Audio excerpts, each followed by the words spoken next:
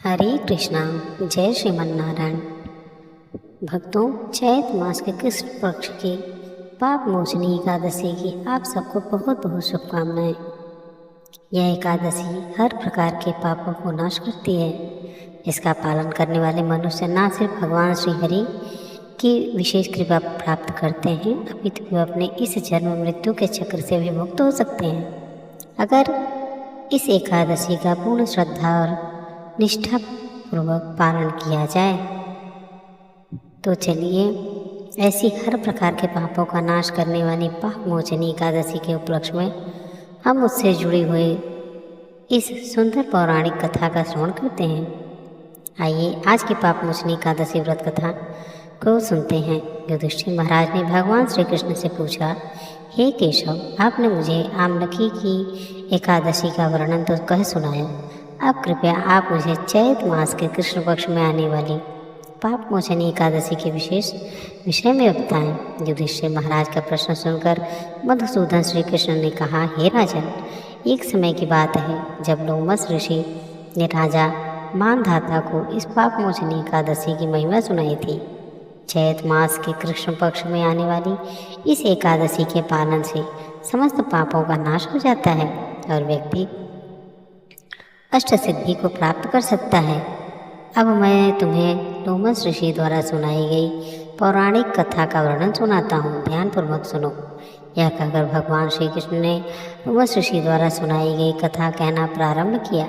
अनेक वर्षों पूर्व की बात है। देवताओं के कोषाध्यक्ष कुबेर के पास चैत्र रथ नामक अत्यंत सुंदर उपवन था। संपूर्ण वर्ष के दौरान वहाँ वसंत ऋतु छाई हुई रहती थी और इस कारण से वहाँ अनेक अप्सराएं, गंधर्व, किन्नर आदि विचरण करते रहते थे। देवतागण भी चैत्र और वैशाख मास में वहाँ भ्रमण करने आते थे। उसी उपवन में शिव जी के परम भक्त मेधावी ऋषि तपस्या करते थे। अनेक अप्सराओं ने उनकी तपस्या भंग करने का प्रयास किया था, लेकिन वे निष्फल रही थी। इसलिए मंजू शोधा नामक एक अप्सरा ने उनकी तपस्या भंग करने का निश्चय किया। मंजू घोषा अपने ऋषि के आश्रम के पास कुटिया बनाकर रहने लगी। प्रतिदिन वह अपने गायन और नृत्य से ऋषि को आकर्षित करने का प्रयास करती रही।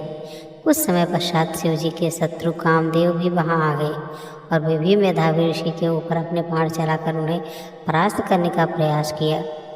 अब देखिए, आप सब जानते हैं कि जब शिव जी ने दक्ष के यज्ञ कुंड में अपनी पति सती देवी को खो दिया था, तो उसके पश्चात उन्होंने ससुर दक्ष को बकरी का सिर देकर स्वयं 60,000 वर्षों तक तपस्या करने चले गए थे।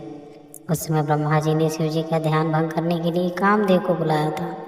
कामदेव ने शब्द, स्पर्श, रूप, गंध आदि इत्यादि अपने हर प्रकार के बाणों द्वारा शिव जी के ध्यान को भंग करने का प्रयास किया था।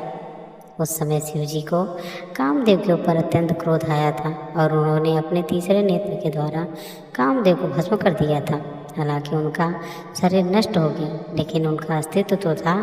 इसलिए कामदेव ने सोचा कि मेधावी ऋषि जो कि शिव की तपस्या कर रहे हैं, उनके ध्यान को भंग किया जाए। यह सोचकर कामदेव ने मेधावी ऋषि के शरीर में प्रवेश किया और कामदेव का शरीर में प्रवेश होते ही ऋषि अत्यंत सुंदर दिखने लगे। उसी समय अप्सरा मंजू घोषा ऋषि के पास आई। ऐसी स्थिति में मेधावी ऋषि कामदेव के बाण से पराजित हो गए और अपनी उपासना को भूल उस अप्सरा के साथ संलग्न हो गई। इस प्रकार अनेक वर्ष बीत गए। जब मंजू घोषा ने देखा कि ऋषि का पतन हो चुका है, तो उसने स्वर्ग वापस लौटने का निर्णय किया और ऋषि की आज्ञा से मांगते हुए कहा, हे ऋषवर, अब आप मुझ पर दया करें और मुझे स्वर्ग लौटने की अनुमति दें। मंजू घोषा की बात सुनकर ऋषि ने कहा, हे सुंदरी, तुम अभी संध्या में ही तो आई हो, रात्रि यहीं पर रुको, प्रातःकाल चली जाना। इस प्रकार मंजू घोषा ऋषि के साथ 57 वर्ष तक 9 महीने और 3 दिन तक रही। लेकिन ऋषि को यह संपूर्ण समय अर्धरात्रि के समान प्रतीत हुआ। जब दोबारा मंजू घोषा ने ऋषि से जाने की अनुमति मांगी, तो ऋषि ने फिर से उसे अपने साथ ठहर जाने के लिए कहा। लेकिन अब मंजू घोषा को ऋषि की यौवन शक्ति का भय लगने लगा था। उसे लगा कि जब ऋषि को वास्तविकता का ज्ञान होगा, तो वह अवश्य ही मुझे श्राप दे देंगे। इसलिए उसने प्रेम पूर्वक वाणी में ऋषि से कहा, हे ऋषि, आप मेरे साथ गुजारे हुए अपने समय का ध्यान करें। क्या अभी भी आप संतुष्ट नहीं हैं? जब मंजू घोषा ने यह शब्द सुनकर ऋषि ने काल की गणना की तो उन्हें अपने कर्म का पछतावा हुआ। उन्होंने क्रोधपूर्ण लेकिन अश्रुपूरित नेत्रों से कहा, अरे अरे, मैंने अपने जीवन के 57 वर्ष व्यर्थ कर दिए। तुमने मेरे जीवन और मेरी तपस्या दोनों का ही सर्वनाश कर दिया है, क्योंकि तुमने एक पिशाचिनी जैसा व्यवहार किया है। इसलिए मैं तुम्हें श्राप देता हूँ कि तुम इसी क्षण पिशाच योनि में चली जाओ। ऋषि के श्राप मिलने पर लज्जित और व्यथित मंजू घोषा ऋषि के चरणों में गिर पड़ी। उसने दया की याचना करने लगी। तब ऋषि ने कहा, हे देवी, मैं इस श्राप को वापस नहीं ले सकता। तुमने मेरी तपोशक्ति का विनाश कर दिया है, लेकिन यदि तुम चैत्र मास के कृष्ण पक्ष में आने वाली पाप मोचनी एकादशी का निष्ठापूर्वक पालन करोगी तो अवश्य ही तुम इस पिशाच योनि से मुक्त हो जाओगी। यह कहकर मेधावी ऋषि अपने पिता च्यवन ऋषि के पास आश्रम में चले गए। वहां जाकर उन्होंने अपने पिता के चरणों में गिरकर मंजू घोषा के साथ घटित सारा वृत्तांत का सुनाया और इस प्रकार कहा, हे पिताश्री, मैंने दुर्भाग्यवश एक अप्सरा का संग करके अपने समस्त तपोबल का नाश कर लिया है। कृपया मुझे इस पाप के प्रायश्चित का कोई मार्ग दिखाएं। अपने पुत्र की दयनीय स्थिति को देखकर च्यवन ऋषि ने कहा, हे पुत्र, यह तुमने क्या कर दिया? यह इस पाप का एकमात्र प्रायश्चित यही है कि अब तुम्हें चैत्र मास के कृष्ण पक्ष में आने वाली पाप मोचनी एकादशी का श्रद्धापूर्वक पालन करना चाहिए। इससे तुम पाप मुक्त हो जाओगे। च्यवन ऋषि के वचन सुनकर मेधावी ऋषि ने अत्यंत गंभीरतापूर्वक और कठोरता से पाप मोचनी एकादशी व्रत का पालन किया और वे सभी पापों से मुक्त हो गए।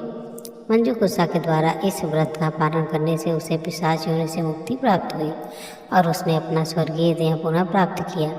कथा का समापन करते हुए लोमश ऋषि ने राजा मानधाता से कहा कि हे राजन, इस व्रत के पालन से समस्त पापों का नाश हो जाता है।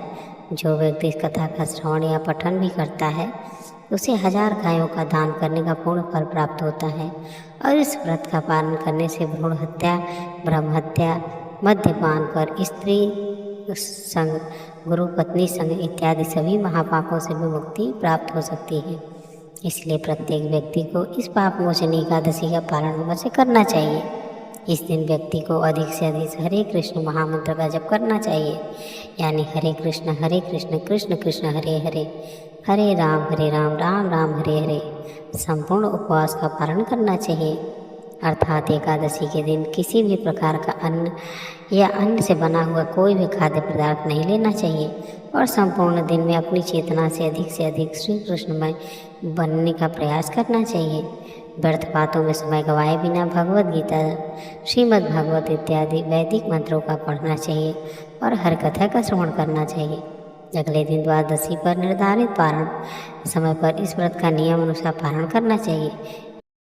भक्तों, आज के पाप मोचनी एकादशी व्रत कथा यहीं पे समाप्त होती है।